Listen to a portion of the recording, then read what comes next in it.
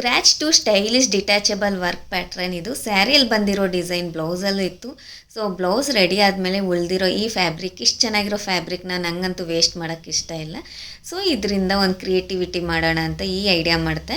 ಈ ಥರ ಲೀಫ್ ಶೇಪಲ್ಲಿ ಕಟ್ ಮಾಡ್ಕೋಬೇಕು. ಫಸ್ಟಿಗೆ ಬ್ಯಾಕ್ ಸೈಡ್ ಲೈನಿಂಗ್ ಕ್ಲಾತ್ನ ಅಟ್ಯಾಚ್ ಮಾಡಿದ್ದೀನಿ.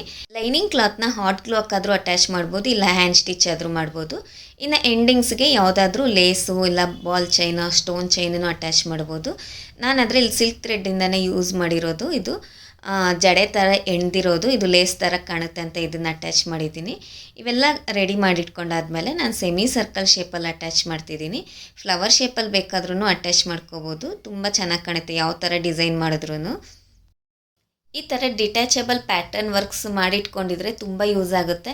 ಕೆಲವೊಂದು ಸರಿ ಸಿಂಪಲ್ ಆ್ಯಂಡ್ ಗ್ರ್ಯಾಂಡ್ ಫಂಕ್ಷನ್ಸ್ಗೆ ಬೇಕು ಅಂದಾಗ ವೇರ್ ಮಾಡ್ಬೋದು, ಇಲ್ಲಾಂದರೆ ಇಲ್ಲ.